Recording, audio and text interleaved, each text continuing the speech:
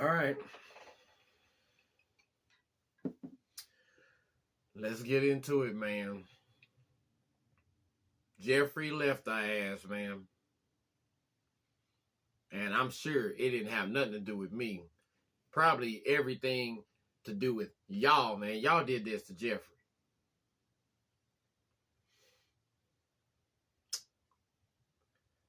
Man, Corso, just drop the intro, man.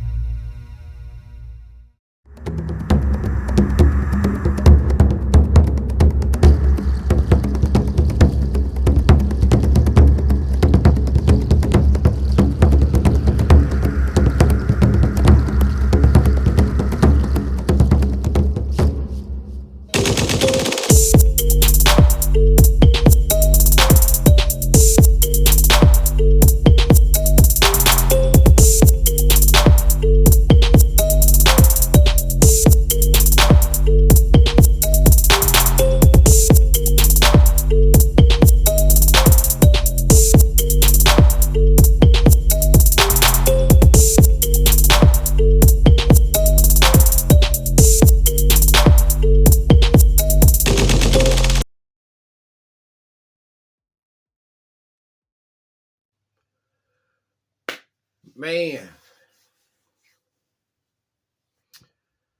I don't know, man. Welcome back to the Sipping Sooner, man. Let's talk about it, man. Jeffrey done raised up and left our ass, man. And now we gotta deal with it. We gotta see if any coaches go with him, if any players go with him. Y'all might hear a lot of noise. I got the tree people out there. They cutting up trees and everything. So, but I ain't got time. I'm just gonna power through this, even over the noise. Let's get it. Let's start off. In my opinion, man, Jeff was an awesome offensive coordinator, one of the best in the country. He proved that in both years, man. Had a top 5 offense this year, and then last year, not too damn shabby as well. Yeah, we're spoiled sometimes. Sometimes taking it, overreacting a little bit too much. So I mean, yeah, we definitely gonna feel his loss, man. No doubt about it, man. I know some people, they'll sit here and tell you they don't care. They're glad that he's gone, but I don't think they realize what they saying, man. I didn't want Jeff to go. I wanted Jeff to get his ass slapped around a little bit by some of the decision making he was doing. His play calling sequence was all jacked up. But I mean, at the end of the day, we had a good offense, man. We had a really good offense. So now we'll just have to roll the dice and see what we can do now.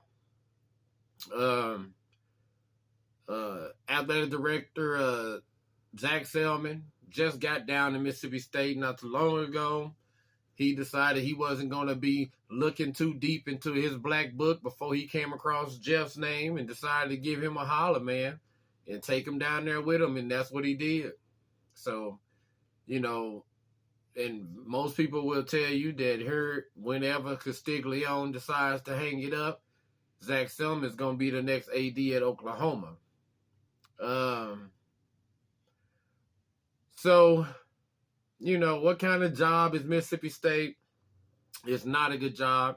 It's not as good as Ole Miss, and it's real close in proximity to Alabama. So, yeah, it ain't really that good. I mean, they don't really have a long, rich history of winning or anything like that.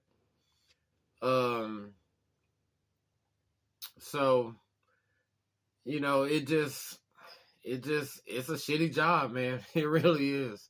I mean, it's in the SEC. That's about the best thing it's got going for them, and also the worst thing that it's got going for them. I mean, they gonna have some mucho ass whoopings coming down the pipe, man. Especially with OU and Texas showing up over there now. It didn't get no damn easier. I mean, it's a sought after job. I mean, especially if it's your first job, like in Jeff's case. I mean, Jeff already hinted that he wanted to be a Power 5 coach. He didn't really want to end up going G5 first. He wanted the Power 5 job, and it came open. And fortunately for him, it was Mississippi State. So he gets to walk in, already knows the AD, so they can hit the ground running. And hell, he might even do himself one better if he can get Jackson Arnold or DG to go with him. I'm hoping that he uses the Dabo, Sweeney, Brent Venables truth. Everybody don't live by those same rules. You know what I'm saying? So hey, we'll see. We'll see how it plays out. From what we hearing, Jackson Arnold's dad has already came out and said no. Jackson's committed to staying here at Oklahoma. We've also heard that from a couple of the recruits.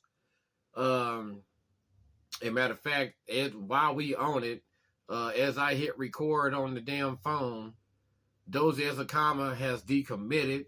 The wide receiver, the 6'4" wide receiver out of Fort Worth, Texas, decided he is no longer committed to Oklahoma. I think, hell, we got him to flip from Texas Tech, if I remember correctly. I think, didn't Emmett Jones flip him? I want to say he did. But anyway, so yeah, he's no longer committed to Oklahoma. So I wish him the best of luck. And if there's one position that we can afford to hit, it'd be wide receiver. We're not hurting for wide receivers right now. Matter of fact, I need to check on Keon Brown. Is he still at the JUCO? I thought he was going to try to swing back around and come our way, man. Because if so, man, I would rather take a JUCO season. He's a little more seasoned now. He ain't coming in out of high school no more. Got a little experience on him now. So, yeah, he should be ready to come in and contribute if he still want to come. But it also can signal that, Terry Bussey might have had a change of heart. Because, Mike Elko being hired at A&M didn't exactly solve their offensive problems. You know what I mean? So, that's going to be another big gig, man, out there if you're offensive coordinator, the Oklahoma offensive coordinator and the Texas A&M offensive coordinator. It was going to depend on who they hired as a coach. And so since they picked Elko, then it is what it is. All right, man, I got planes flying over the head. I got the tree man outside of the window just showing their natural ass. All right, let's keep pushing on, man, because I got shit to do. All right.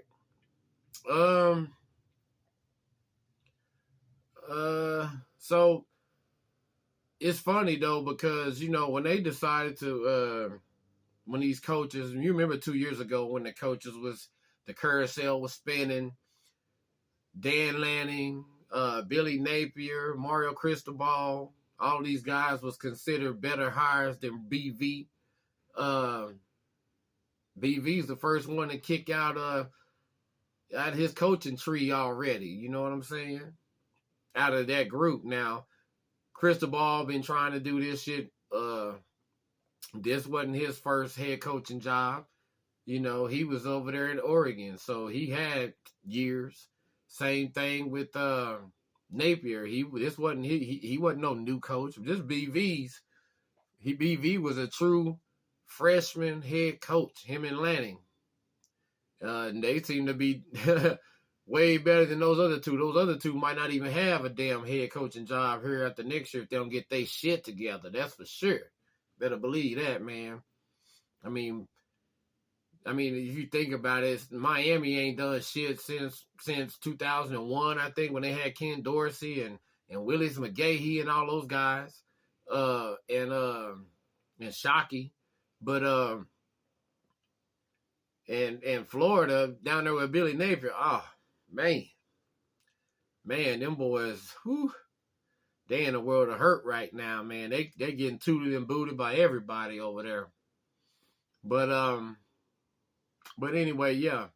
BV's turning out right now to be a nice little hire, ain't it? Because I remember all these national foods were sitting here clowning us, talking shit about us, and oh man, they got BV. I don't think he can do it as a head coach. Well, he gonna do it. Y'all the best believe.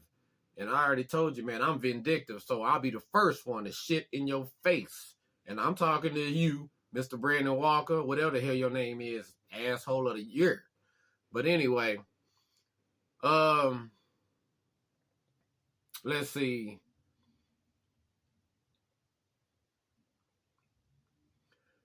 And make no mistake about it, our OC position, man, is one of the best jobs in college football, period. I mean, all of our OCs go on to be head coaches. And, you can just look at the names, man. Mangino, Long, Riley, motherfucking Wilson, on down the line, man. If you come here and you're an OC, you're gonna get a chance to be a head coach somewhere, because all we deal with is excellence here, man. We are known, especially since Bob Stoops got here, as an offensive juggernaut, pretty much. We revolutionized the Big 12 in its inception. I mean, led us to 14 damn titles. So anyway, let's see. Now let's take a look at some of the possibilities, man. As far as replacements, I got 3 different lists, man. And I got one where the scenario is very likely that they get a shot to do it. I got another list that says maybe, if the right situation happens, I could see it. Then I got a fuck no, ain't no way in hell that I want that guy around this program list. And let's start right there. First on the list, Kendall Browse. It's a real hard fuck no. And the reason why is because we already know, first of all, even though you just another version of Jeffrey, we don't want no parts of you or your raggedy ass daddy running around here on Owen Field in that OU Run DMC tracksuit, okay? We don't want that shit. So, no, sir, your services are not needed here. Okay, follow that shit up. Cliff Kingsbury. I don't know why people brought his name up.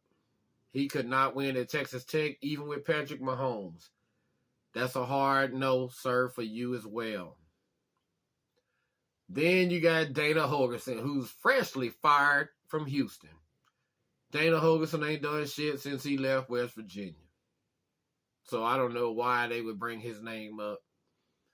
He's washed up. Matter of fact, Dana needed to go ahead and just wrap it up, man. He done made enough money in his lifetime. Go sit your ass down somewhere and try to figure out how to get some hair back on your damn head.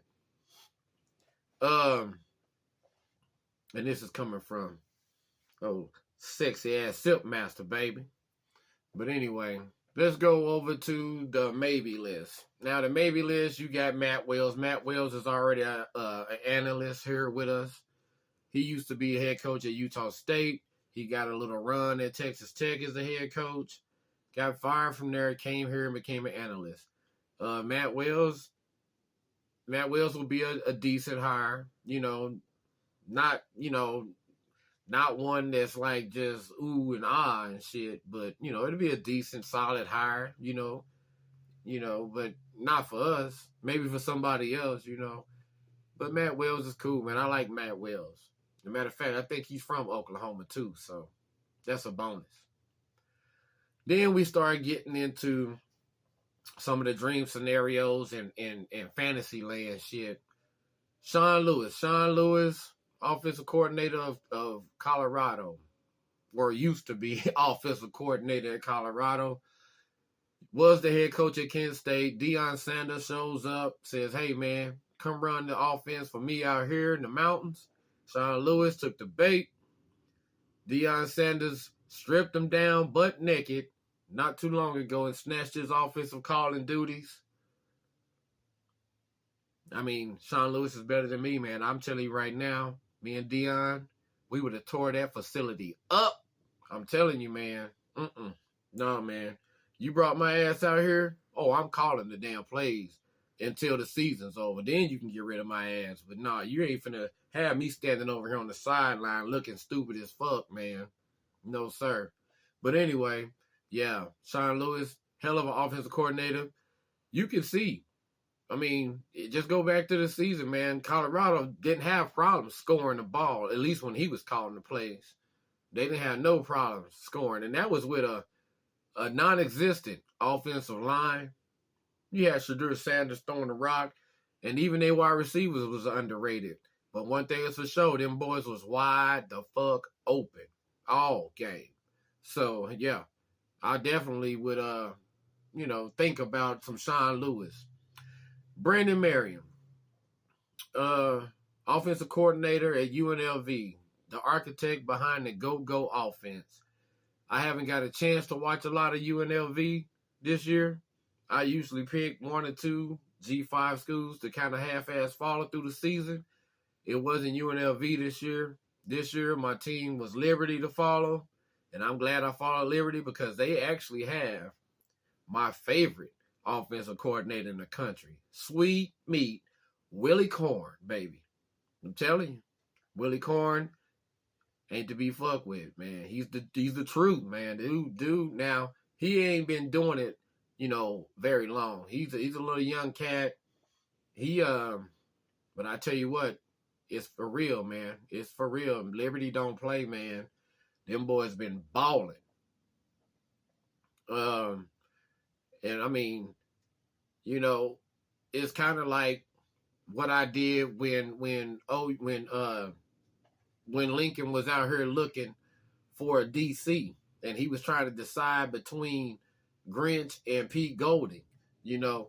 I started studying both of those guys' team, UTSA and Washington State. And after watching them, I picked Washington State. Yeah, I was just like, man, I like the way that this guy's defensive line shifts and everything before the ball, man. Yeah, and they doing this with Washington State. Okay, he gonna be able to do some damage when he get here then. But I didn't know, man, that he was over here malnourishing people because I was giving him props on how small his defensive tackles was, man. I was like, man, those dudes are tiny. When he gets here, he gonna be really able to do some damage. No, that was by design, man. He was starving them kids. But anyway, you combine that with old Benny Wiley's old bullshit-ass workout, Pilates and yoga. It was a bad combination, man. Devastating. And they still, had to deal with that out of USC, which I wasn't feeling sorry for their ass. Let them suffer. Let me get back on topic here. Shit. So anyway, out of those two, I was like, yeah, I like the Grinch guy. And I did the same thing when Brent Venables got hired and he was looking for offensive coordinator. I was sitting there really liking what Ole Miss was doing, man. I was like, okay, yeah, I like what Levy's doing over there, man. Matt Corral was showing out. Drummond was that wide receiver. Him and Mingo, man, they was putting it down. They had 3 running backs that was all running their ass off. I said, oh, shit, yeah, this going to work when he get to Norman. I didn't realize that he was running the hybrid offense, man. Him and Lane Kiffin combining on that offense. And we know that Lane was telling him, no, sir, we're not running no damn jet sweep right now. So, it looked a whole lot better, man. It looked a lot more put together, because when he got here and he was the only one in charge, that ain't what it looked like. It didn't look like Ole Miss. But anyway, Jeff, like I said, he done okay, man. He had some good offenses, man. He was up there in the rankings and stats and all that shit. It's going to be interesting to see what Brent decides to do because he could take the Bob Stoops approach, which was when Bob Stoops took over the job when he came here from being defensive coordinator at Florida. He decided, hey, who was the offense and the offensive coordinator that gave me the most problems? Well, his answer was Mike Leach. at Kentucky. Mike Leach was giving Florida the most problems at that time, and Kentucky was okay. I think they had Tim Couch at the time as their quarterback. Him and Hal Mummy was on that ass though, man. But yeah, so he ended up bringing Mike Leach with him when he came to OU. That's how Mike Leach became our offensive coordinator for 1 year before he left and took the Texas Tech job. So he could use that approach, or he could do the old school Bob, or I should say the new school Bob, who went out and said, "Hey, talked to a few people in the back channels," and then they told him, "Hey, man, there's this young guy over there, East Carolina. Go peep him out." And his name was Lincoln Riley. And for me, Sweet Meat Willie is the next Lincoln Riley. I hope he don't do us dirty like Lincoln did, but I mean, as far as production, oh yeah, that man be putting it down. At least from the sample size that we have right now. Like I said, I don't think the other coaches that think they've been there long enough they should get a shot, I don't think they gonna be happy. Your Joe John Finleys, and all that. But like I said, Joe John shouldn't even have his ass there. But anyway, that's just some of my thoughts, man, on some of the supposedly candidates. There's a few other pipe dreams out there. I heard people talking about offensive coordinator at Oregon. That fool ain't even thinking about us. He's trying to make the playoffs and go play for something. He ain't got time to worry about us. So yeah, and like I said, what you ultimately want to do is try to find you somebody that can run a scheme that's pretty similar to what Jeffrey runs, so you can kind of keep the same kind of chemistry. I don't know if you're going to be able to get away with using the same terminology, because every offensive coordinator has his own terminology. So I don't know. Let's see what else. For the people, and I don't know who these people are, that are asking, is Jeffrey going to be calling plays in the bowl game? The answer is fuck no, he's not. Okay? Don't ask again. It ain't gonna happen. He is the head coach of Mississippi State, and that's where he better keep his ass at, okay? All right. Whoever we give this interim offensive coordinator title to, that's who better be calling the plays, and we will be watching real close, because the first time he calls a jet sweep or something behind the line of scrimmage, will Jackson Arnold stay? Yes, his daddy said he probably is. So, yes. Or until further notice. Now, Dylan Gabriel has a decision to make. Whether he's going to go pro, hit the portal, or try to come back. Now, if I was Dylan, like I said, I would take my ass to Mississippi State immediately. That means I don't have no quarterback competition with Jackson here, and possibly going to lose my job and be, the next Spencer Sanders, sitting on the sideline, my last opportunity, holding the clipboard for no damn reason, when I could have went somewhere else and played. Or, like you say, he takes a gamble, tries to go to NFL. I don't think his stock is going to go up any more than it already is. Yes, it's a heavy quarterback, class this year, but yeah, I mean, if you don't want to go pro, then he should have already been down there on the plane, Jeffrey, and Joe John should have already be down in Starksville. Yeah, he can walk in automatically the starter, and that's it. Just like when he got here. Like I said, yeah, the recruits, they already, like I said, basically already pledged that they are still committed, except for Ozakama, however you say his damn name. Yeah, he's the only one so far in the 24 class that has decommitted.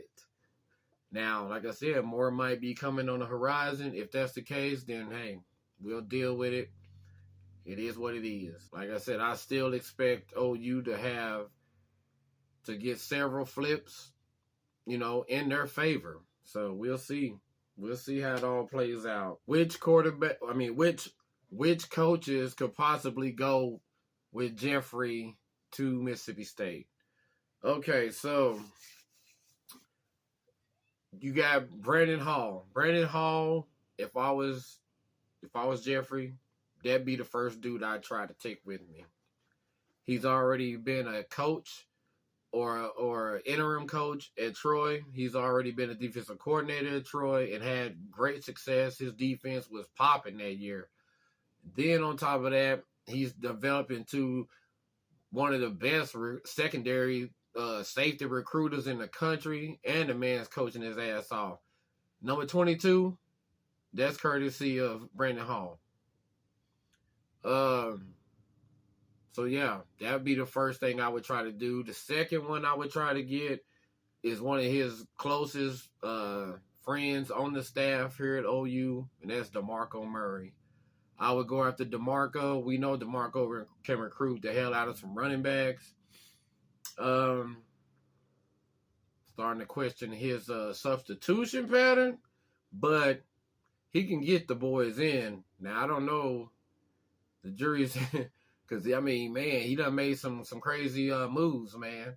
But, I mean, hey, one thing's for sure. If you get him, you could probably get... Dalen Smothers will probably go with him. Caleb... I don't know, man, because we got a log jam at the running back position, man. And somebody got to go.